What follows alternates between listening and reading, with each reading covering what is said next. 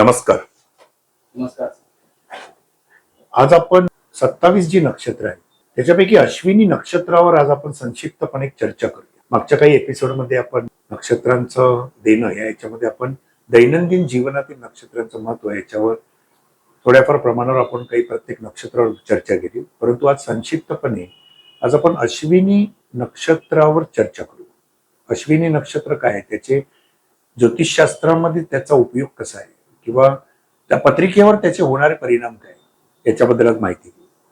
बघा, आता कसं आहे की हे जे अश्विनी नक्षत्र जे आहे ना, हे अश्विनी नक्षत्र 27 नक्षत्रांची जी मालिका सुरू होते त्याच्यापैकी आरंभीचं नक्षत्र जे असेल तर ते म्हणजे अश्विनी नक्षत्र. अश्विनी नक्षत्राची व्याप्ती 0° ते 13° कला ही मेष राशीमध्ये आणि राशी चक्रातली पहिली राशी जी आहे आपली ती म्हणजे मेष राशी. हे नक्षत्र पूर्णपणे मेष राशीमध्ये समाविष्ट होतं. चारही चरण त्याचे मेष राशीमध्ये येतात म्हणून त्याला चतुष्पाद नक्षत्र असं म्हणतात. या नक्षत्राचा स्वामी जो आहे तो आहे केतू. मंगळाच्या राशीमध्ये येतं, राशी स्वामी मंगळ, आणि याच्या 4 चरणांवर सत्ता चालते. प्रथम चरण, द्वितीय, तृतीय, चतुर्थ चरण. तर प्रथम चरणाचा नवमांश आहे मंगळ, द्वितीय चरण आहे वृषभ शुक्र, तृतीय चरणाचा नवमांश आहे मिथुन, त्याचा स्वामी आहे बुध, आणि चतुर्थ चरणाचा नवमांश आहे कर्क नवमांश, त्याचा स्वामी आहे चंद्र. म्हणजे याच्या 4 चरणांवर मंगळ, शुक्र, बुध आणि चंद्र यांचं स्वामित्व चालतं. म्हणजे आता जर आपण विचार केला गेला तर राशी स्वामी मंगळ आणि हे नक्षत्र केतूच्या अधिपत्याखालचं नक्षत्र आहे. त्यामुळे या नक्षत्रामध्ये मंगळाचा धाडस, मंगळाचा शौर्य, मंगळाचे साहस, तसंच केतूचा उदात्तपणा, शुक्राची रसिकता, बुधाचं बुद्धिचातुर्य आणि चंद्राची कोमलता, हे सर्व गुणधर्म आपल्याला या अश्विनी नक्षत्रामध्ये सुद्धा आपल्याला पाहायला मिळतात. अश्विनी नक्षत्र स्त्री आणि पुरुषांमध्ये जर आपण त्याचं स्वभाव वैशिष्ट्य जर आपण पाहिलं तर मुळातच हे नक्षत्र, या नक्षत्राची जी देवता जी आहे, देवता ती आहे अश्विनी कुमार देवता आहे. अश्विनी कुमार देवता आहे, त्या देवतेला नेहमी नवीन नवीन विद्या शिकण्याची प्रचंड आवड होती. तसंच त्यांच्यामध्ये चपळता होती. मैदानी खेळामध्ये पण ती भाग घ्यायची.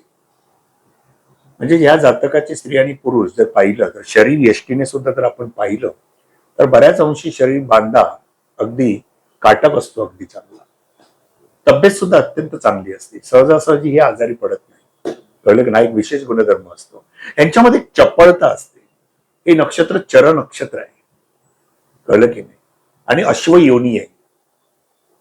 चर नक्षत्र आहे, रास पण मेषरास चर रास आहे, फिरणारी, आणि पुन्हा अश्वयोनी आहे. त्यामुळे ह्यांना मुळातच वेग फार आवडतो आणि सतत फिरायला फार आवडतो, प्रवास करायला प्रचंड आवडतो. मग ट्रेकिंगला जाणं, प्रवास करणं, ह्या सगळ्या गोष्टी यांना पुरेपूर मनमुराद आनंद हे लोक घेत असतात. मग ते स्त्री असो किंवा पुरुष असो. तसं त्यांना मैदानी खेळाची पण प्रचंड आवड असते. त्यामुळे मुळातच यांच्याकडे साहस, शौर्य, तसंच चपळता, प्रवास करणं आणि नवीन नवीन विद्या शिकणं हे त्यांना मुळातच आवडत असतं. आता जर विचार केला तर अश्विनी कुमार हे मुळातच वैद्य होते असं म्हटलेलं जातं. कळलं की नाही, ते देवांचे वैद्य होते. त्यामुळे मुळातच यांना कुठे ना कुठेतरी आरोग्य विषयक सुद्धा काळजी घेताना ते दिसत असतात किंवा आरोग्य खात्याशी सुद्धा त्यांना काम करायला प्रचंड आवडत असतं.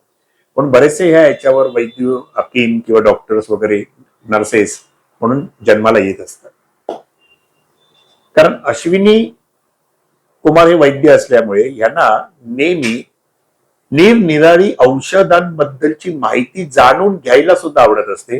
किंवा आपण जर काही वेळेला पाहिलं ना तर ह्या व्यक्ती ज्या असतात ना, या व्यक्तींना नेहमी कोणाला जरी ते पेशाने डॉक्टर नसले तरी सुद्धा या लोकांना कोणाला तरी ना औषधं सुचवायला, ह्या आजारावर हे औषध घ्या, ह्या आजारावर हे आयुर्वेदिक औषध घ्या, याच्याबद्दल त्यांना विशेष आवड असते.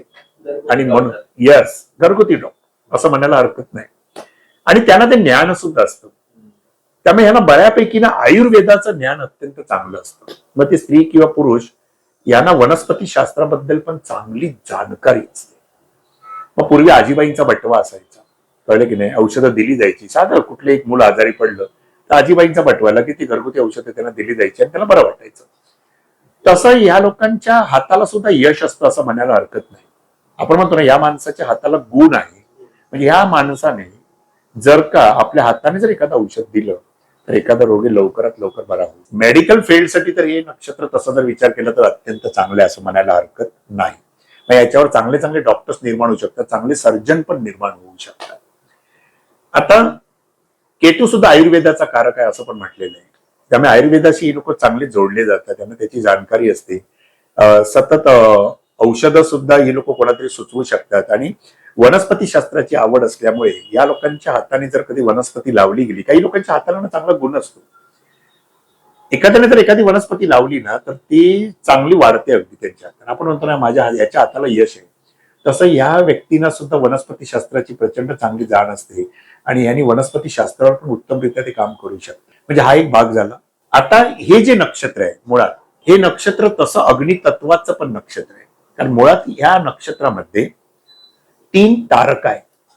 प्रत्येक नक्षत्रामध्ये ना तारकांची संख्या आहे, तारकांचे पुंज आहे, त्यानुसार ते नक्षत्र बनलेले आहेत. आपल्याला आकाशामध्ये सुद्धा आपण ज्याला दुर्बिणने पाहतो अवकाशामध्ये, त्यावेळी त्या तारकापुंजातून एक आकृती तयार होते. तर ह्या नक्षत्रामध्ये 3 तारका आहेत आणि त्याच्यापैकी 2 थोड्याशा कमी प्रतीच्या तारका आहेत आणि एक तारका जी आहे खाली, 2 अशा सरळ आहेत आणि एक खाली आहे तारका. तर साधारण एक खालची जी तारका आहे ना ती तारका थोडीशी तेजस्वी तारका आहे अगदी चांगला. आणि ती जर आपण दुर्बिणीने पाहिलं तर त्या तारकेमधून असं वाटतं की पाहताना आपण रात्रीच्या वेळी पाहतो की त्या तारकेमधून असं वाफा येत आहेत की काय. म्हणून जरा नक्षत्र अग्नितत्वाच्या मध्ये पोळणारं नक्षत्र आहे. आणि आकाशामध्ये जर याचा आकार जर आपण पाहिला ना तर तो साधारण घोड्याच्या मुखासारखा दिसतो किंवा जे अक्षरासारखा सुद्धा दिसतो. इंग्रजीमध्ये या नक्षत्राला बीटा एरिटस असं म्हणतात. पण या नक्षत्राची तारकांची संख्या किती झाली? 3 झालेली आहे. 3 तारका आहेत, कळलं की नाही. पण त्याच्यापैकी एक तारका अत्यंत तेजस्वी आहे, म्हणून या व्यक्ती सुद्धा तशा तेजस्वी असतात असं म्हणायला हरकत नाही. आता बीटा एरिटस म्हणून त्याचं इंग्रजी नाव आहे. स्त्री आणि पुरुष दोघांसाठी ते अत्यंत नक्षत्र चांगलं आहे. हे नक्षत्र मेष राशीमध्ये, मेष राशी मंगळाची रास आहे, सडेतोड जबाब देणारी रास आहे. हे देवगणी नक्षत्र आहे आणि देवगणी नक्षत्र हे सत्व गुणामध्ये मोडलं जातं. देवगण, मनुष्यगण आणि राक्षसगण, त्याच्यापैकी देवगणी ज्या व्यक्ती आहेत असं आपण म्हटलं जातं सत्व गुणामध्ये, म्हणजे त्यांना सत्याची चाड असते चांगली आणि समाजाला धरून किंवा सामाजिक कार्याची पण त्यांना प्रचंड आवड असते आणि अत्यंत सत्वशील असतात. सहजासहजी ते कोणाचंही असं जरी मेषरास अग्रेसिव्ह रास अशी जरी असली तरी सुद्धा हे विद्यादायी नक्षत्र आहे. त्यामुळे आपल्या ज्ञानाने बुद्धी चातुर्यावरच ते दुसऱ्याशी या ठिकाणी चांगलं वाद घालू शकतात, विसंवाद. लक्षात आलं की नाही, म्हणजे कुठेही काही बोलणार नाही ते, पण ते आपल्या विद्येच्या जोरावर बोलू शकतील कारण हे विद्यादायी नक्षत्र आहे. म्हणून अनेक आपण ज्याला विचार करतो की जे बुद्धिमत्तेचे जे ग्रह आहेत ना ते जर या नक्षत्रामध्ये असतील तर अशा व्यक्ती बुद्धिमान पण असतात आणि नेहमी सतत या व्यक्तींना, स्त्री किंवा पुरुष, या व्यक्तींना नवीन नवीन विषय शिकण्याची प्रचंड आवड असते. हा एक मूळ गुणधर्म आहे त्याचा. आणि त्यामुळे ते दुसऱ्याशी विसंवाद करताना मुद्द्याला धरूनच ते चर्चा करतील. हे महत्वाचा भाग आहे. मुद्द्याच्या पलीकडे जाऊन काही बोलणार नाही, कळलं की नाही. आणि सहजासहजी ते कोणाशी तसं विरोध पत्करत नाहीत. पण जाणून बुजून जर यांना कोणी त्रास देण्याचा प्रयत्न केला तर मग मात्र ते त्यांना सोडत नाही. मग तिथे तो मंगळाचा शौर्यपणा, तो तापटपणा इथे आपल्याला दिसू शकतो. आणि हे नक्षत्र कुठेतरी पायावर सुद्धा पडतं असं म्हणायला हरकत नाही. म्हणजे त्यांची चाल पण एकदम ना फास्ट असते. कुठलंही काम गतिमान करायला आवडतं कारण अश्वयोनी आहे ना, त्यामुळे हे नेहमी गतिमान अवस्थेमध्ये असतात. यांचं चालणं पण भरभर असतं. कुठलंही काम लगेच ते ऍक्टिव्हरित्या करत असतात, कळलं की नाही. काही माणसं अगदी सुस्तपणे करत असतात एखादं काम, पण नाही, यांच्या प्रत्येक कामामध्ये ती आपण म्हणतो ना वेग असतो असं म्हणायला हरकत नाही. आणि कुठलंही काम हे ताबडतोब होणं त्यांना आवडतं. म्हणजे आजचं काम तुम्ही उद्यावर ढकलणारी माणसं बरीच असतात ह्या व्यक्तींच्या बाबतीत तसं होत नाही. त्यांना म्हणायचंय कल करे सो आज करो, आज करे सो अब, ही म्हण इथे लागू पडू शकते यांच्यासाठी. त्याने कुठलंही काम हे ताबडतोब करा आणि सकाळी सकाळी वेळेवर उठा. कळलं की नाही? वेळेवर उठा आणि पहिल्यांदा व्यायाम करा. प्रत्येक कामात गती मांडता येते ते सुद्धा. म्हणजे त्यांना व्यायाम करणं या व्यक्तींना आवडतं, योग साधना करणं या व्यक्तींना आवडतं. आणि म्हणून ही लोक आपलं शरीर अगदी नेहमी अगदी आरोग्यदायी ठेवण्याचा प्रयत्न करत असतात. त्यामुळे सहजासहजी ही लोक आजारी पडत नाहीत. तशी सकाळीच उठून ही लोक स्पोर्ट्समध्ये जर भाग घेणारे असतात, त्यामुळे लहानपणापासून लोक मैदानावर प्रॅक्टिस फार चांगले करतात आणि प्रत्येक स्पोर्ट्समध्ये भाग घ्यायला त्यांना आवडतं. धावण्याच्या शर्यतीत तर ते पहिले येऊ शकतात, कारण त्यांचा धावण्याचा स्पीड पण तसाच असतो आणि म्हणून ते गतिमान असतात. आणि म्हणून गाडी चालवताना, वाहन चालवताना सुद्धा त्यांना असं वाटतं की वाहन, हे जे वाहन आहे हे आपण वाऱ्याच्या वेगाप्रमाणे, त्यामुळे त्यांच्या बरोबर जो कोण बसलेला असेल ना कारमध्ये, तर त्याची नुसती भंबेरी उडू शकते. त्यांना तो वेग, प्रचंड वेगाचं आकर्षण असतं. म्हणजे कुठलीही गोष्ट लवकरात लवकर वेगाने करूया, त्या वेगात त्यांना प्रचंड आकर्षण असतं अश्विनी नक्षत्राच्या व्यक्तींना. त्यामुळे वाहन चालवताना सुद्धा असं ते असं म्हणजे आरामात चालवतील असं नाही, सावकाश चालवतील असं नाही, त्याच्यामध्ये पण ती गतिमानता असते. त्यामुळे नक्कीच यांच्याबरोबर जो कोण बसलेला असेल तो आपला जीव मुठीत धरून बसलेला असतो. शेवटी तो म्हणतो सुद्धा की मी ना ती एसटी पकडतो किंवा ते वाहन पकडतो, तुम्ही निघा पुढे, मी आपला सावकाश येतो. कारण त्याला त्याचा जीव प्यारा असतो, स्वतःच्या जीवाची तशी पर्वा नाही करत. कारण त्यांना एकच माहितीये, जीवनामध्ये आलेलो आहोत ना तर काहीतरी करून दाखवायचंय. आणि ते असं लेच्या पेच्या किंवा लटपटू जीवन आम्हाला पाहिजे नाही. त्यामुळे ही खासियत त्यांची असते. कळलं की नाही? पण ह्यानी तरी सुद्धा मी असं म्हणेन की नवीन पिढीसाठी सुद्धा मी सांगेन, आताची तरुण पिढी आहे, आताच्या बाईक पण मार्केटमध्ये अशा वेगवेगळ्या तऱ्हेच्या आलेल्या आहेत, स्पोर्ट्स बाईक वगैरे आहेत.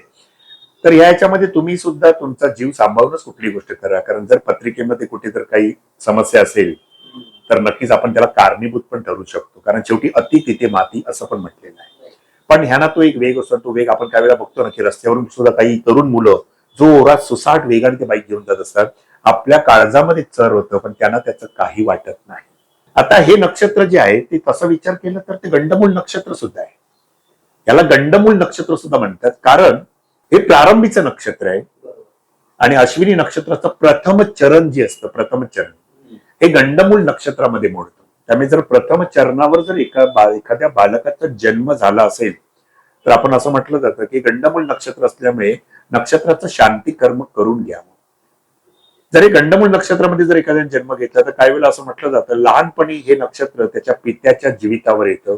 आणि काही वेळेला लहानपणीच जर त्याच्या पत्रिकेमध्ये जर पित्याच्या सुखामध्ये काही कमतरता असेल तर काही वेळेला काही कुंडल्यांमध्ये आपण पाहतो की पित्याचं छत्र लहानपणीच हरपलं गेलं, पितृशोक पत्करावा लागला, पित्याचं सुख प्राप्त होत नाही. म्हणून एखाद्या बालकाचा जर अश्विनी नक्षत्राच्या गंडमूळ नक्षत्रावर प्रथम चरणावर जर जन्म झाला असेल, त्याचं चंद्र जर का अश्विनी नक्षत्रामध्ये असेल तर तुम्ही त्याचं शांती कर्म करून घेणं योग्यच ठरेल. लक्षात आलं की नाही?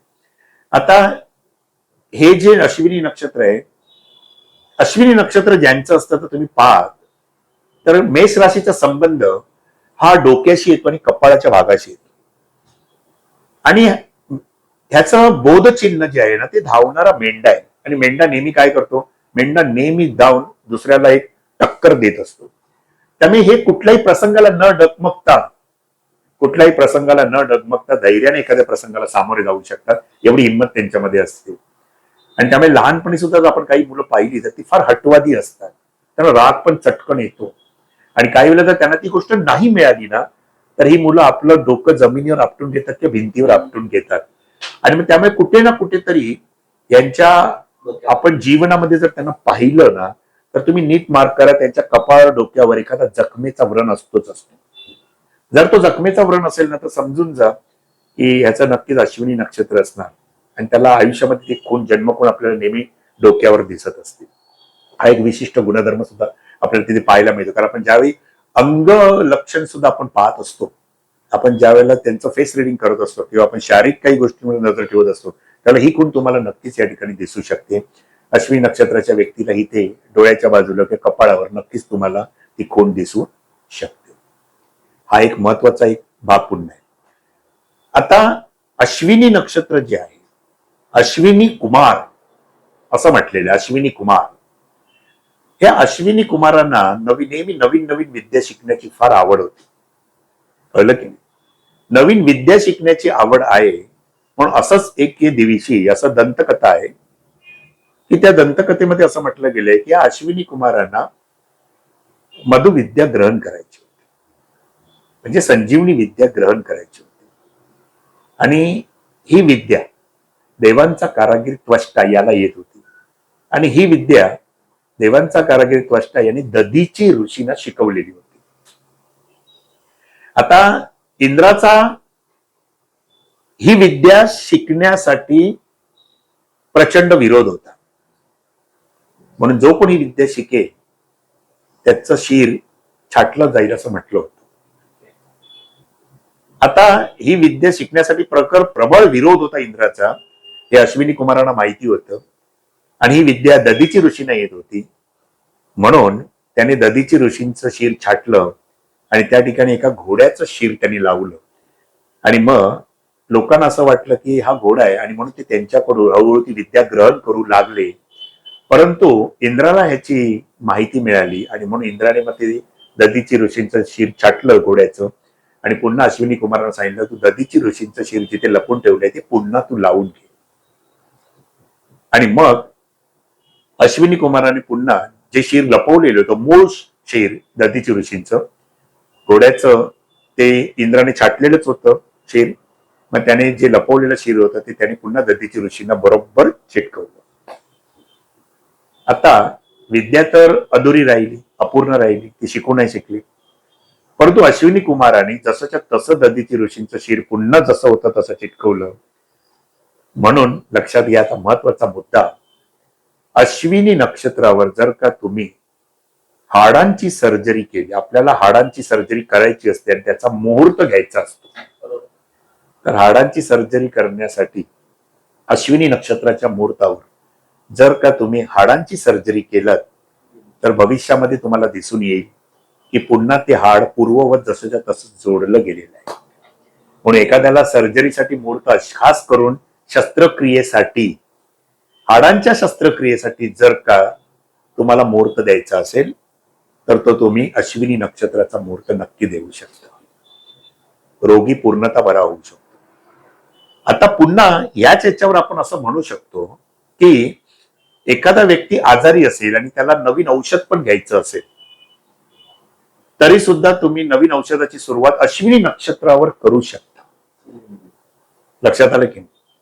किंवा एखाद्याला तुम्ही अश्विनी नक्षत्रावरच, काही वेळेला आपल्याला एखाद्या औषधाची निर्मिती करायची असेल, औषध बनवायचं असेल नवीन, तरी सुद्धा महिन्याभरातून एकदा चंद्र अश्विनी नक्षत्रात असतो, तर तो दिवस तुम्ही नक्कीच या ठिकाणी ठरवू शकता. म्हणजे इथे सुद्धा त्याचा फायदा नक्की होऊ शकतो. बरोबर आहे? म्हणजे हे एक महत्व आहे अश्विनी नक्षत्राचं.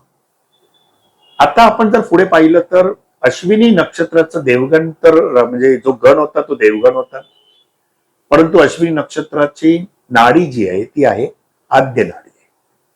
म्हणजेच नाडी म्हणजे प्रकृती. आपल्याकडे 3 प्रकृती आहेत, वात, पित्त आणि कफ.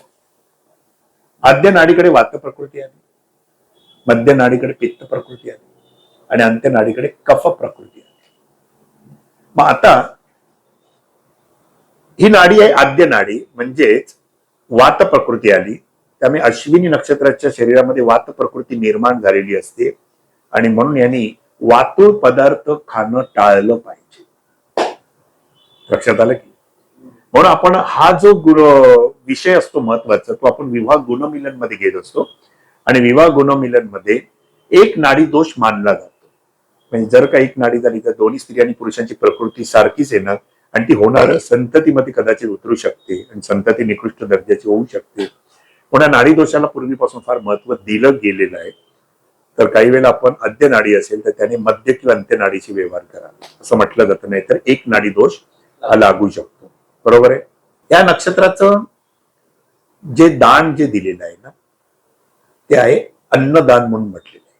म्हणून अश्विनी नक्षत्रावर जर का एखाद्याला अन्नदान करायचं असेल किंवा अश्विनी नक्षत्राच्या ज्या व्यक्ती असतील त्यांनी अन्नदान नक्कीच करावं. मग त्यांच्या जन्मतिथीच्या वेळेला एखादा समारंभ असेल, एखादं आई वडिलांच्या आठवणींबद्दल जर तुम्हाला काही अन्नदान करायचं असेल त्यांच्या स्मरणार्थ, तरी सुद्धा तुम्ही अश्विनी नक्षत्रावर अन्नदान करू शकता. आता अश्विनी नक्षत्र जे आहे हे नक्षत्र विद्यादायी नक्षत्र असं म्हटलेलं आहे. त्यामुळे मुळातच आपण म्हणतो नवीन नवीन विषय शिकायला फार आवडत असतात. एखाद्याचा चंद्र जर अश्विनी नक्षत्रामध्ये नाहीये, चंद्र म्हणजे स्वभाव वर्णन आहे, त्याची राशी आहे. मग चंद्र म्हणजे राशी आणि पुन्हा त्या राशीमध्ये नक्षत्र कुठलं आहे तर ते अश्विनी नक्षत्र आहे. कारण प्रत्येक राशी 2.25 नक्षत्राची बनलेली असते, बरोबर की नाही. मग त्याच्यापैकी एकाच आहे अश्विनी, एकाच आहे भरणी, एकाच कृत्तिका. पण आता आपण अश्विनी नक्षत्रावर चर्चा करतो. तर हे जे अश्विनी नक्षत्र या ठिकाणी ज्यावेळी आपण ते पाहतो अश्विनी नक्षत्राचं, तर कदाचित इतर लोकांचे म्हणजे इतर जातकांचे चंद्र नसेल अश्विनी नक्षत्रामध्ये, पण दुसरे ग्रह सुद्धा अश्विनी नक्षत्रामध्ये असतात. मग साधारण रवी सारखा ग्रह ज्यावेळेला अश्विनी नक्षत्रामध्ये असतो, तर रवी हा मेष राशीमध्ये येतो आणि रवीची मेष राशी सर्वात उच्च रास असं म्हटलं जातं. आणि त्यात खास करून अश्विनी नक्षत्र. आणि जर हा रवी कुंडलीमध्ये जर एखाद्याच्या कुंडलीमध्ये कोण स्थानात असेल किंवा दशम स्थानात असेल किंवा प्रथम स्थानात सुद्धा असेल, तर हा व्यक्तीला एखादी चांगली राजमान्यता सुद्धा देऊ शकतो. रवी हा राजकारणाचा पण कारक आहे. अशा व्यक्ती नक्कीच चांगल्या राजकारणामध्ये सुद्धा चमकू शकतात किंवा सरकारी नोकरीमध्ये सुद्धा येऊ शकते. एखादा व्यक्ती म्हणतो ना मला सरकारी नोकरीमध्ये योग आहे का, रवी सुद्धा जर का अश्विनी नक्षत्रामध्ये असेल, दशम स्थानामध्ये सुद्धा असेल, धनस्थानात असेल, षष्ठ स्थानात, तरी सुद्धा तुम्ही सरकारी नोकरीमध्ये काम करू शकता. रवी सारखा ग्रह ज्यावेळेला अश्विनी नक्षत्रामध्ये त्यावेळी तो उच्च राशीमध्ये मोडला गेलेला आहे. कारण मेष राशी त्याची उच्च रास आहे ना, म्हणून ह्यांना राजसत्ता, मंत्रीपद ही सुद्धा चांगल्या तऱ्हेने मिळू शकतात. आणि व्यक्ती नक्कीच रवी सारखा ग्रह अश्विनी नक्षत्रामध्ये असतो त्यावेळेला त्या व्यक्ती नक्कीच करारी पण असतात. महत्वाकांक्षा सुद्धा त्यांची प्रबळ असते आणि कुठल्याही गोष्टी त्या सहजगत्या मिळवू शकतात. आणि म्हणून अशी व्यक्ती जर राजकारणामध्ये सुद्धा असेल तर ती नक्कीच जर त्याच्या कुंडलीमध्ये इतर विशेष त्या रवी बरोबर सुंदर योग झालेले असतील तर अशा व्यक्ती चांगली राजसत्ता सुद्धा चांगली प्राप्त करू शकतात. रवी मेडिकलसाठी पण चांगलं आहे कारण रवी आरोग्याचा कारक ग्रह असं म्हटलेलं आहे. त्यामुळे एखाद्याला रवी आरोग्याचा कारक आहे आणि एखाद्याला मेडिकल क्षेत्राकडे जायचं असेल तर रवी सारखा ग्रह सुद्धा जर कुंडलीमध्ये असेल आणि साहजिकच त्याच्यावर इतर ग्रहांचा पण योग लागतो, पण रवी सारखा ग्रह सुद्धा जर असेल आणि जर ती व्यक्ती म्हणते की मला मेडिकल शास्त्राकडे शिकण्याची फार इच्छा आहे, तर तुम्ही मेडिकल शास्त्राकडे सुद्धा चांगल्या तऱ्हेने वळू शकता. म्हणजे इथे पण तुम्ही शिक्षण घेऊ शकता. मंगळासारखा जर ग्रह अश्विनी नक्षत्रामध्ये असेल, मंगळ मेष रास ही मंगळाची स्वतःची रास आणि मंगळासारखा ग्रह अश्विनी नक्षत्रामध्ये, तर अश्विनी नक्षत्र मुळातच मी म्हटलं की अश्विनी कुमार हे वैद्य होते देवांचे, त्यामुळे मंगळ सुद्धा मेडिकलसाठी फार प्रवृत्त करतो. आणि खास करून सर्जन बनायचं असेल तर तुमचा मंगळ प्रबळ लागतो कारण मंगळ शस्त्रांचा कारक ग्रह आहे. एखाद्याचा मंगळासारखा सुद्धा ग्रह जर अश्विनी नक्षत्रामध्ये असेल तर या व्यक्ती सुद्धा मेडिकल क्षेत्राकडे जाऊन चांगले सर्जन पण बनू शकतात. तसंच मंगळ या ठिकाणी आपल्याला पाहायला मिळतो तर अशा व्यक्ती स्पोर्ट्समध्ये सुद्धा चांगला भाग घेऊ शकतात कारण हे नक्षत्र अत्यंत चप्पळ आणि गतिमान आहे. त्यामुळे एखादा स्पोर्ट्समन जर असेल, आणि आता आजकाल म्हणतो ना आपण की क्रिकेट मॅच या 20-20च्या मॅच झालेल्या जातात. आता कोणी 50-50 ओव्हरच्या मॅच वन डे कोण बघत नाही. सगळ्यांना आता जमाना बदललेला आहे, युग बदललेलं आहे. सगळ्यांना 20-20 मॅच हवंय, 3 तासामध्ये लगेच गेम संपवायचे. पण या ठिकाणी प्लेयर म्हणून जर कोण भूमिका बजावत असेल तर इथे गतिमान प्लेयरच पाहिजे. 20-20 मॅच मध्ये तुम्हाला टेस्ट मॅच सारखा प्लेयर इथे चालू शकत नाही. आणि मग ज्याच्या कुंडलीमध्ये मंगळासारखा ग्रह सुद्धा अश्विनी नक्षत्रामध्ये असेल तर आजकाल आपण बघतो ना, हे प्लेयर्स आपण बघतो की अमुक अमुक चेंडूंमध्ये त्यांनी हाफ सेंचुरी केली, अमुक अमुक चेंडूंमध्ये त्यांनी रेकॉर्ड केले आणि सेंचुरी सुद्धा केली. ज्याचा मंगळ जर अश्विनी नक्षत्रामध्ये असेल हा साधा सुद्धा प्लेअर नाही बनत. मित्रांनो लक्षात घ्या, हा वेगवान प्लेअर बनतो आणि तो काही पर्वा नाही करत मी आउट होईल काय होईल, परंतु त्याला एकच माहिती आहे मला विजेता बनायचं. आणि त्यामुळे असे प्लेयर्स चांगले रेकॉर्ड्स बनवू शकतात. आणि तुम्ही जर एखाद्या मुलाचा मंगळ अश्विनी नक्षत्रामध्ये असेल तर मुळातच लक्षात घ्या अशा मुलाला स्पोर्ट्सची प्रचंड आवड असते. असा मुलगा सुद्धा मैदानी खेळामध्ये चांगल्या तऱ्हेने भाग घेऊ शकतो. नाही जर असं तुमची संतती जर म्हणत असेल की मला स्पोर्ट्समध्ये करिअर करायचं असेल तर पत्रिका बघून आपण हा निर्णय सुद्धा काही वेळा घेऊ शकतो काही ठिकाणी की खरंच याला स्पोर्ट्समध्ये जाण्याची आवड का झाली. तर मंगळासारखा ग्रह सुद्धा अश्विनी नक्षत्रामध्ये असेल त्या स्पोर्ट्सची जात्या त्याला आवड निर्माण होणार. कळलं की नाही? मग तिथे सुद्धा तो करिअर करू शकतो. आता त्या करिअर मधून मला किती मानधन मिळेल, किती धन प्राप्त होऊ शकेल, याच्यासाठी कुंडलीचा परिपूर्ण बाकीच्या सगळ्या अंगांचा अभ्यास करून मग निर्णय घ्यावा लागतो. पण आपण जर विचार केला तर स्पोर्ट्ससाठी हा मंगळ अत्यंत चांगला आहे. तसंच इंजिनिअरिंग फील्डसाठी सुद्धा मंगळ अत्यंत चांगला आहे. मंगळ इंजिनिअरिंगचा कारक आहे. अश्विनी नक्षत्रामध्ये मंगळ असेल तर असा व्यक्ती इंजिनिअरिंग क्षेत्राकडे सुद्धा चांगल्या वळू शकतो. आता अनेक प्रकारची कामं वेगवेगळ्या प्रकारचे. नक्षत्र अग्नितत्वाचं नक्षत्र सुद्धा मानलं आहे. मंगळ सुद्धा अग्नितत्वाचाच ग्रह आहे असं म्हटलेलं आहे, बरोबर की नाही? आणि म्हणून काही जण आगीशी म्हणजे जिथे अग्निशी संबंध येतो अशा क्षेत्रामध्ये सुद्धा ही लोक चांगलं काम करू शकतात. क्षेत्र अनेक प्रकारचे बोलायला गेलं तर, परंतु आपण अग्नी क्षेत्राशी म्हणजे ज्या ठिकाणी अग्नीचा संबंध येतोय अशा ठिकाणी सुद्धा तुम्ही उत्तमरित्या काम करू शकता. बुध अश्विनी नक्षत्रामध्ये तेवढं प्रबळ योग आपल्याला देणार नाही, कारण बुध शेवटी किती म्हटलं तरी मेष राशीमध्ये शत्रू राशीमध्ये येते. ती मंगळाची रास आहे. मंगळ बुधाचा शत्रू आहे आणि मेष राशीचा संबंध डोकेशी आणि बुधाचा संबंध मज्जा संस्थेशी आहे. त्यामुळे बुध कुठेतरी शत्रू राशीमध्ये आल्यावर अशा लोकांना खास करून डोकेदुखीची या ठिकाणी संभावना येऊ शकते.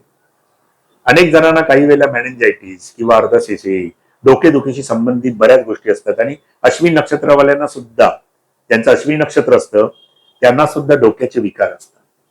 डोकेदुखी फार असते, सनस्ट्रोक किंवा डोळे जळजळणं या गोष्टींपासून फार त्रास होत असतो. पण बुधासारखा ग्रह जर तिथे आला तर तो आजार सुद्धा तशाच प्रकारचे देऊ शकतो. मग एखाद्याला बुध बिघडला असेल, पापग्रहाने दूषित झाला असेल पत्रिकेत, तर एखाद्याला फिट्स येणं, आकडी येणं, चक्कर, भोवळ अशा गोष्टी नक्कीच या ठिकाणी येऊ शकतात. गुरुसारखा ग्रह जर अश्विनी नक्षत्रामध्ये असेल तर तरी सुद्धा हा एक प्रबळ योग असं म्हणायला हरकत नाही. मग गुरु बरोबर जर रवीचा सुंदर योग आहे, चंद्राचा सुंदर योग असेल कुंडलीमध्ये, तर हे नक्षत्र विद्यादायी नक्षत्र असं म्हटलेले आणि गुरु सुद्धा विद्या देणार ग्रह आहे आणि त्यामुळे यांना सुद्धा अनेक विषयांचा सखोल अभ्यास करायला प्रचंड आवडतं. आणि कुंडलीमध्ये रवी गुरु चांगला योग असेल तरी लोक उत्तमरित्या उच्च शिक्षण घेऊन सुद्धा सरकारी खात्यामध्ये उच्च अधिकार पदावर सुद्धा राज्य करू शकतात. त्यामुळे गुरु सर्व ह्या ठिकाणी कुंडलीमध्ये चांगले योग आपल्याला देऊ शकतो. शुक्रासारखा ग्रह अश्विनी नक्षत्रामध्ये, तर अश्विनी नक्षत्राचा स्वामी आहे केतू, पण शुक्र ज्या वेळेला अश्विनी नक्षत्रामध्ये येतोय तर अशा व्यक्तींना ज्योतिषशास्त्र, गूढशास्त्र अशा विषयांचा अभ्यास करायला प्रचंड आवडतो. कारण कुठेही म्हटलं तरी केतू सुद्धा ज्योतिषशास्त्राचा कारक असं म्हणायलाच हरकत नाही. आणि म्हणून शुक्र ज्यावेळेला केतूच्या नक्षत्रामध्ये येतोय त्यावेळेला अशा लोकांना गूढ विषयक शास्त्राचा अभ्यास करायला प्रचंड आवडतो. नवीन नवीन विद्या शिकायला सुद्धा त्याच्यामध्ये फार आवडत असतं. शनीसारखा ग्रह जरा तेवढा प्रबळ होत नाही, कारण शनी एकतर केतूच्या नक्षत्रात येतो आणि मेष रास ही शनीची नीच तत्वाची रास आहे, मंगळाची रास आहे. त्यामुळे या लोकांच्या आयुष्यामध्ये शनी जर का मेष अश्विनी नक्षत्रामध्ये असेल तर काही जणांना आयुष्यामध्ये ना श्रम भरपूर करायला लागतात, प्रचंड श्रम करतात, पण त्या मानाने त्यांना मानधन मिळत नाही. तर इथे कधीतरी आपण इथे म्हणू शकतो की शरीर सुद्धा काही वेळेला तुमच्या अंगावरच्या शिरा सुद्धा काही जणांच्या अंगावर दिसत असतात. अश्विनी नक्षत्रामध्ये जर शनी असेल तर पहा तुम्ही, काही जणांच्या अंगावरच्या शिरा तुम्हाला प्रबळ दिसणार आणि ते लवचिक असतात, जास्ती जाडजूड बांधता दिसत नाही. म्हणजे तिथे त्यांना शरीरामध्ये ज्या व्यक्ती प्रचंड मेहनतीचं काम करतात, कष्टाचं काम करतात, त्यांच्या अंगावरच्या शिरा तुम्हाला दिसत असतात. शनी इथे या गोष्टी मी देऊ शकतो, पण शनी काही वेळेला घाऊक व्यापाराला, होलसेल व्यापारासाठी इथे चांगलं आहे, किंवा लाकडाशी संबंधित जर काही उद्योगधंदे करायचे असेल तर त्याच्यासाठी सुद्धा शनी इथे चांगलं आहे. म्हणजे त्या संदर्भामध्ये काही काम करायचं असेल तर. राहू केतू सारखे ग्रह सुद्धा केतूच्याच नक्षत्रामध्ये येतोय, त्यामुळे तंत्र, त्यामुळे या ठिकाणी कुठेतरी प्राणिक हिलिंग म्हणा किंवा आयुर्वेदाचा अभ्यास म्हणा, योगशास्त्र म्हणा, याच्यासाठी केतू प्रबळ होतो. मेडिकल क्षेत्रासाठी सुद्धा केतू या ठिकाणी प्रबळ होऊ शकतो आणि केतूचा मंगळाबरोबर योग असेल त्या ठिकाणी उत्तम सर्जन पण बनू शकतात. आणि राहू सारखा जर ग्रह असेल तर या लोकांना सुद्धा मुळात ज्योतिषशास्त्र किंवा अशा काही गूढ विषयक अभ्यासाची सुद्धा प्रचंड आवड निर्माण होऊ शकते. म्हणजे हा एक भाग येतो की निरनिराळे ग्रह सुद्धा त्या नक्षत्रामध्ये आपल्याला काही ना काही प्रेडिक्शन्स नक्की देऊ शकतात. कळलं की? त्याच्या प्रत्येक लग्नाच्या कुंडलीनं तो वेगवेगळ्या प्रमाणे फलित देऊ शकतो. कुंडली पूर्ण पाहिल्यावर आपल्यानंतर त्याचा अंदाज येऊ शकतो. आता जर एखाद्याचा धनस्थानाचा अधिपती किंवा दशम स्थानाचा अधिपती कुंडलीमध्ये जे द्वितीय भाव जो आहे ना तो आपलं धनस्थान आहे आणि दशम स्थान कर्मस्थान आहे. द्वितीय स्थानाचा अधिपती किंवा दशम स्थानाचा अधिपती हा जर का 2, 6, 10 म्हणजे द्वितीय स्थान, षष्ठ स्थान कुंडलीमधलं दशम स्थानात किंवा एकादश स्थानात जर असेल तर अशा लोकांना धनार्जनासाठी फार चांगला योग असतो, चांगलं धनार्जन प्राप्त होतं. म्हणजे धनेश दशमात मेष राशीमध्ये अश्विनी नक्षत्रात, दशमेश धनात मेष राशीमध्ये अश्विनी नक्षत्रात, धनेश षष्ठात मेष राशीमध्ये अश्विनी नक्षत्रात किंवा षष्ठेश धनात मेष राशीमध्ये अश्विनी नक्षत्रात किंवा धनेश लाभात अश्विनी नक्षत्रात अशा तऱ्हेने योग जर असेल तर यांना धनार्जनासाठी हा योग अत्यंत चांगला. आणि धनासाठी काही वेळेला आपल्याला एक आपण म्हणतो ना, माझ्यासाठी नंबर जास्ती लकी नंबर कुठला, लकी नंबर म्हणून आपण म्हणतो की माझे लकी नंबर कुठले, तर मुळात या नक्षत्रामध्ये किती तारका आहेत? 3 तारका आहेत. त्यामुळे यांच्यासाठी नेहमी 3 अंक हा एक नशीबवान अंक म्हणायला हरकत नाही. 3 अंकाशी संबंधित लोक काम करू शकतात, कळलं की नाही? किंवा त्यांच्या फॉर्मचं नाव सुद्धा, धंद्याचं नाव सुद्धा 3 अक्षरी ते ठेवू शकतात.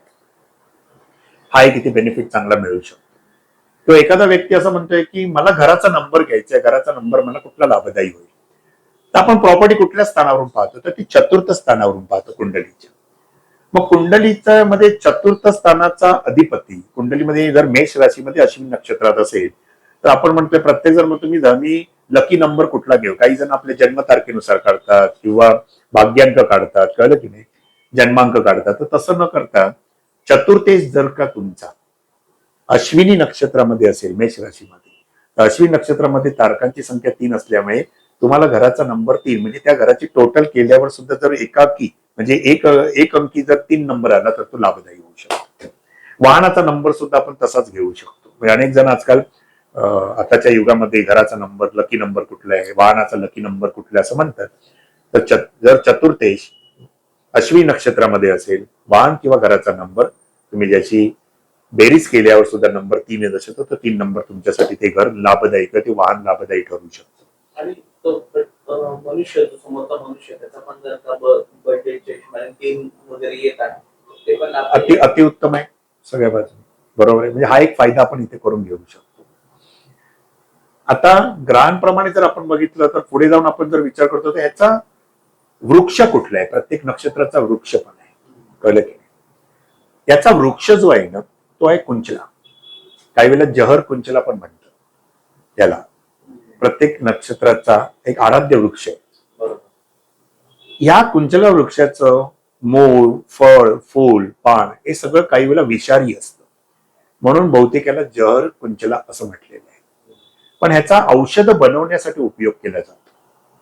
आणि खास करून हृदयविकार किंवा स्पायनल कॉर्ड याच्यावर जर का आपल्याला एखादं औषध घ्यायचं असेल तर त्याच्यासाठी या कुंचला वृक्षाचा उपयोग करून औषध बनवलं जातं या विकारावर.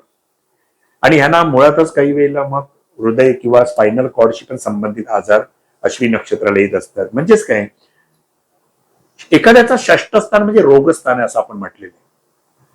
तुमचा जर षष्ठ स्थानाचा अधिपती हा जर का अश्विनी नक्षत्रामध्ये असेल तर अश्विनी नक्षत्राच्या अधिपत्याखाली येणारे आजार तुम्हाला होऊ शकतात. मग खास करून या नक्षत्राचा संबंध पण डोक्याशी आल्यामुळे मायग्रेन, सनस्ट्रोक, चक्कर येणं, भोवळ येणं, फिट्स येणं, आकडी येणं, यांना उन्हाचा पण प्रचंड त्रास होतो काही वेळेला. मग काही वेळेला डोळे जळजळणे किंवा मूळ व्याध, कळलं की नाही, असे सुद्धा आजार या ठिकाणी त्यांना निर्माण होऊ शकतात. म्हणजे एखाद्याच्या कुंडलीमध्ये कुंडली पाहताना षष्ठेश कुंडलीमध्ये कुठल्या राशीमध्ये कुठल्या नक्षत्रामध्ये, आपण नेहमी कुंडली पाहताना नुसते ग्रह नाही बघत, तर ग्रह कुठल्या राशीत कुठल्या नक्षत्रात आहे त्यानुसार तो आजार पण तुम्हाला तसे देऊ शकतो.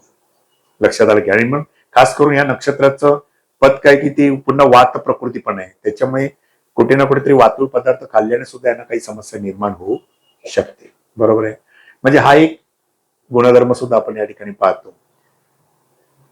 आता पुढे जर आपण जर पाहिलं त्याचं, तर खास करून या व्यक्तींनी ज्यावेळेला आपण एखाद्या प्रत्येक नक्षत्राचा आराध्य वृक्ष आहे, मग त्याप्रमाणे प्रत्येक नक्षत्राचा सुद्धा काहीतरी एक मंत्र आहे. या नक्षत्राची देवता सुद्धा अश्विनी कुमार देवता आहे. त्यामुळे बरेच जण काही वेळेला जे खास करून म्हणजे वैद्यक क्षेत्राशी निगडीत आहेत, मेडिकल क्षेत्राशी म्हणजे याच्याशी संबंधित आहेत किंवा औषधी कंपन्यांशी संबंधित आहेत, तर अशा क्षेत्रामध्ये सुद्धा आपण काम करू शकता नक्की. पण घरामध्ये सुद्धा सुद्धा तुम्ही जर अश्विनी कुमारांचं चित्र लावून ठेवलं आणि जिथे तुम्ही औषधं घेत असता, जिथे औषधं ठेवता, त्या ठिकाणी डब्यांमध्ये औषधं ठेवून तुम्ही अश्विनी कुमारांचं चित्र जर तिथे लावून ठेवलं तर ते फार चांगलं आहे. आणि जर का तुम्ही अश्विनी नक्षत्रावर जर एखादी औषधं घेतलीत, चांगली नवीन औषधं घेतलीत, नवीन एखाद्या आजारावर जर तुम्हाला काही सोल्युशन मिळतच नाही आणि तुम्ही अश्विनी नक्षत्र एखाद्या वैद्याला भेटायला जाल, त्यांनी जर औषधं सुचवली दुसरी, तर त्या औषधांचा प्रारंभ तुम्ही त्या नक्षत्रावर करा. लवकरात लवकर ती व्यक्ती आजारातून बाहेर पडू शकते. म्हणून काही वेळेला असं पण असतं की दिवसभरामध्ये काही लग्न होत असतात, लग्न पूर्वशेतीच्यावर लग्न उदित असतात, 12 लग्न उदित होत असतात. तिथे सुद्धा काही वेळेला मेष लग्न येतं दिवसभरामध्ये. मग दिवसभरामध्ये जर मेष लग्न आलं आणि ते लग्न आरंभ होतं त्यावेळेला पहिलं नक्षत्र अश्विनी येईल, तर ते अश्विनी नक्षत्र त्या 2 तासापैकी काही 1 तासासाठी सुद्धा ते नक्षत्र असं म्हणजे ती वेळ येऊ शकते. त्या ते लग्न आरंभ असताना सुद्धा जर तुम्ही एखादं औषध जर घेतलं तरी सुद्धा तुम्हाला त्याचा फायदा नक्की मिळू शकतो. हा एक बेनिफिट आपल्याला इथे पाहायला मिळू शकतो. बरोबर की नाही?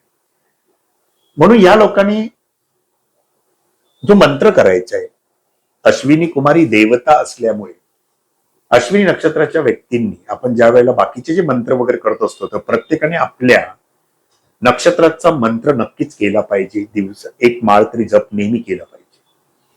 अश्विनी नक्षत्राचे जे जातक असतील त्यांनी ओम अश्विनी कुमाराभ्यो नमः या मंत्राचा दररोज 1 माळ जप करा. तुम्हाला तुमच्या नक्षत्राची एक चांगली आपण असं म्हणू शकतो की चांगली पॉवर्स तुम्हाला प्राप्त होऊ शकते. करून बघायला काही हरकत नाही. अनुभव नक्की कळवा. आता अश्विनी नक्षत्र जे आहे हे नक्षत्र वेगवान नक्षत्र आहे, चर नक्षत्र आहे, शुभ नक्षत्रांमध्ये मोडणारं पण नक्षत्र आहे. त्यामुळे बहुतांशी काही कार्य आपण जी करत असतो ती नक्षत्र पाहूनच करतो.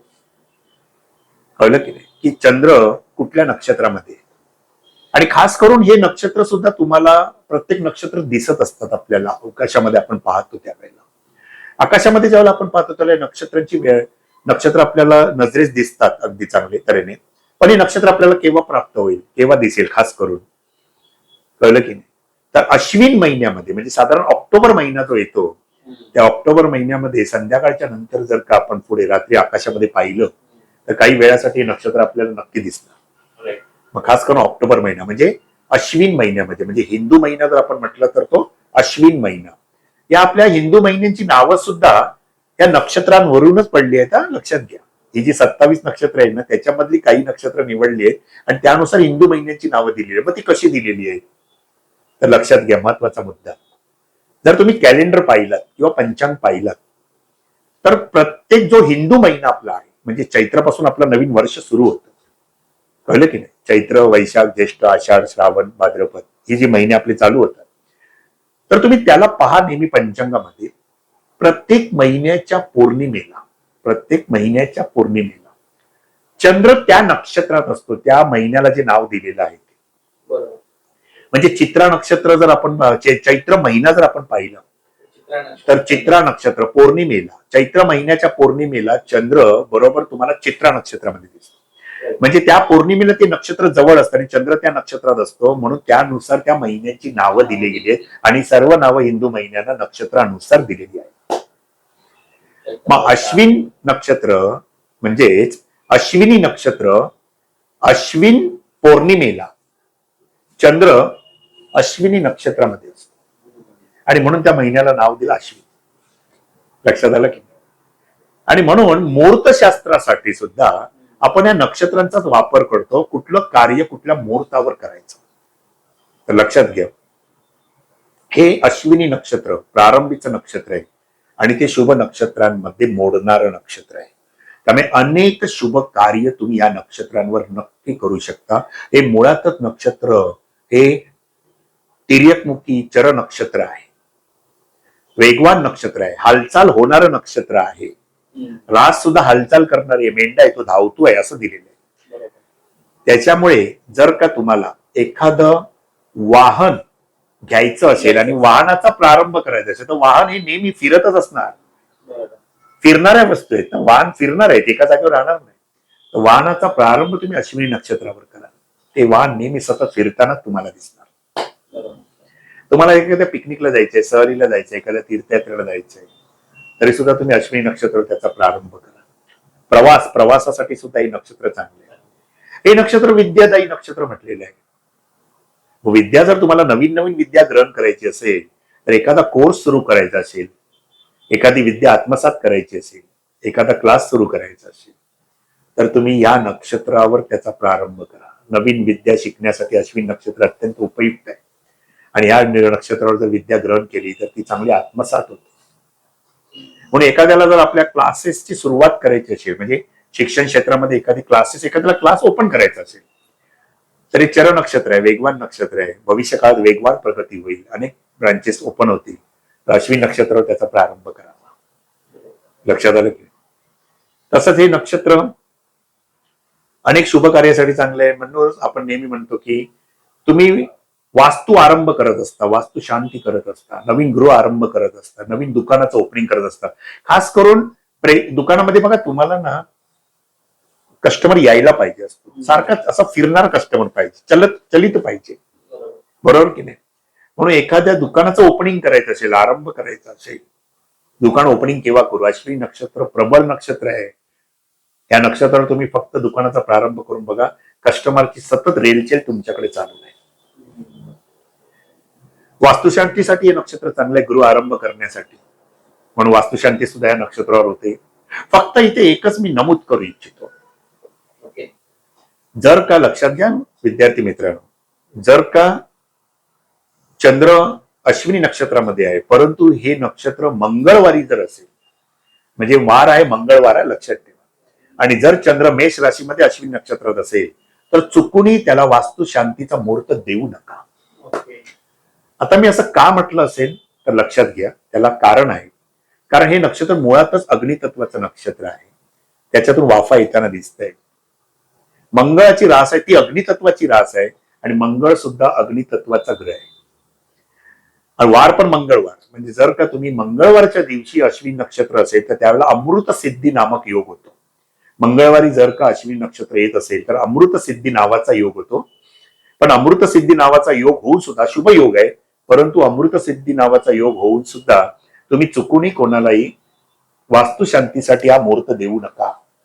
किंवा एखादा व्यक्ती दुकानाच्या ठिकाणी सुद्धा वास्तुशांती करून घेत असतो, किंवा एखाद्या घरामध्ये वास्तुशांती करतो, आणि काही कालांतराने बघा आपल्याला काही महिने, काही वर्षांनी असं कळत असतं, किंवा काही समाजामध्ये आपल्याला दिसतं की ह्या दुकानाला आग लागली, या घराला आग लागली. कधीतरी हे घर किंवा ते दुकान जर मंगळवारी अश्विनी नक्षत्र असेल आणि जर तुम्ही वास्तुशांती केली, गृह आरंभ केला त्या दिवशी, तर कदाचित भविष्यामध्ये ते घर आगीच्या भक्ष्यस्थानी पडू शकतं. म्हणून हे नक्षत्र मंगळवारी आलं तर तो वास्तुशांतीसाठी मुहूर्त व्यर्थ करा. काही वेळेला असं पण दिसण्यात आलं की वाहनाचं पण ओपनिंग केलं एखाद्याने, मंगळवारी अश्विनी नक्षत्र आलं आणि त्याने वाहनाचं ओपनिंग केलं. वाहनासाठी प्रारंभ करण्यासाठी चांगलं, असं मी म्हटलंय की ते चर नक्षत्र आहे ना, हलणार आहे. परंतु मंगळवारी जर अश्विनी नक्षत्र असेल तर घेऊ नका. काही वेळेला काही गाड्या सुद्धा आपल्याला इलेक्ट्रिक गाड्यांनी पाहायला दिसण्यात आल्या आहेत, बातम्या पण आल्या आहेत की ते वाहन पूर्ण आगीच्या भक्ष्यस्थानी पडलं. काही टेक्निकली प्रॉब्लेम झालेली असते. म्हणजे वाहन सुद्धा जर तुम्ही इथे पण टाळा, वाहन मंगळवारी घेण्याचा, इतर वारी आलं तर घ्यायला हरकत नाही. राज्याभिषेक तुम्ही चांगल्या तऱ्हेने करू शकता, मंत्र्यांची शपथविधी तुम्ही चांगले करू शकता. तसंच हे नक्षत्र विवाहासाठी प्रशस्त नक्षत्र आहे. म्हणजे अश्विनी नक्षत्रावर सुद्धा तुम्ही विवाह करू शकता. औषधी वनस्पती जर का तुम्हाला लावायची असेल, एखाद्याला बघा वनस्पती लावते, आपण म्हणतो ना मला ना छान झाडं लावायचे, आणि खास करून तुम्हाला औषधी वनस्पती लावायची असेल तर अश्विनी नक्षत्रावर तुम्ही औषधी वनस्पती घरामध्ये लावा, शेतामध्ये लावा. तुम्हाला त्या वनस्पती अगदी दीर्घ काळासाठी तुम्हाला चांगलं उत्पन्न देऊ शकतात, किंवा त्या वनस्पतींची वाढ चांगली होऊ शकते. एखादं नवीन औषध तुम्हाला तयार करायचं असेल तर त्याचा प्रारंभ अश्विनी नक्षत्रावर करा. रिझल्ट तुम्हाला फार चांगला मिळू शकतो. बऱ्याच जणांनी ना कर्ज घेतलेली असतात, बरोबर आहे, कर्ज घेतलेली असतात. आणि या दुनियेमध्ये आता मला असं वाटतं की जवळजवळ 90% लोक सुद्धा कर्जामध्ये आहेत. कर्जामध्ये आहेत 90% लोक तरी कर्जामध्ये. आणि कोणालाही ना ऋण आपल्या डोक्यावर असावं, कर्ज असावं असं वाटत नसतं. लवकरात लवकर रिटर्न द्यावं. तुम्हाला जर का खरंच कर्ज लवकरात लवकर परतफेड करायचं असेल तर मी तुम्हाला उपाय सांगतो या नक्षत्राच्या माध्यमातून. एक लक्षात घ्या आता विद्यार्थी मित्र, आपण ट्रायल अँड टेस्टेड आहे, केलेलं आहे. पण हा जो मूर्ती आहे अश्विनी नक्षत्रावर तुम्ही महिन्याला एकदा अश्विनी नक्षत्र येतच असतं. ज्या दिवशी चंद्र महिन्यातून अश्विनी नक्षत्रामध्ये असेल तर तुम्ही कर्जाचा हप्ता तुमचा पहिला येवो ना न येवो, पहिला तो उशिरा पण असू शकतो कर्जाचा हप्ता, तर कदाचित तुम्ही कर्जाची परतफेड लवकरात लवकर करायची असेल आणि आपण सुरुवातीला जर लोन घेतले म्हणजे आणि त्याचा कर्जाचा पहिला हप्ता उशिरा असेल, त्या तारखेला नसेल ज्या दिवशी अश्विनी नक्षत्र असेल, परंतु मित्रांनो लक्षात घ्या, तुम्हाला कर्ज खरंच तुमच्या आयुष्यातून व्याज करायचं असेल, लवकरात लवकर रिपेमेंट करायचं असेल, कर्जाच्या हप्त्याची तारीख कुठली असो, परंतु महिन्याभरात चंद्र जर अश्विनी नक्षत्रात असेल आणि त्या दिवशी ज्या दिवशी तो अश्विनी नक्षत्रात असेल आणि त्या दिवशी जर मेष लग्न उदित होत आहे, लग्नाची पण वेळ पहा, तर लग्न पण 2-2 तास पूर्व क्षितिजावर असतं, तर मेष लग्न ज्या वेळेला उदित आहे आणि मेष राशीतच चंद्र आहे अश्विनी नक्षत्रात, तर ती वेळ तुम्ही दिवसभरातली ठरवा आणि त्या दिवशी तुम्ही पहिलं रिपेमेंट बँकेला करून टाका. आजकाल आपण डिजिटल माध्यमातून लवकरात लवकर रिपेमेंट केव्हाही करू शकतो. तर तुम्ही हा उपयोग करून पहा, तुमच्या दैनंदिन जीवनामध्ये लवकरात लवकर कर्जाची परतफेड केली जाऊ शकते. बरोबर आहे. आणि ऋषिकेश, तू स्वतः सुद्धा अनुभव घेतलेला आहेस, बरोबर? म्हणजे लवकरात लवकर लोन रिपेमेंट होत आहे. या लेक्चरच्या माध्यमातून मी खरंच सांगू इच्छितो की तुम्ही खरंच सगळ्यांनी ऋणमुक्त व्हा असं मी म्हणेन. हा उपाय साधा सोपा उपाय करून बघायला काही एक हरकत नाही, बरोबर आहे? म्हणजे हा एक फायदा आपल्याला या ठिकाणी मिळू शकतो.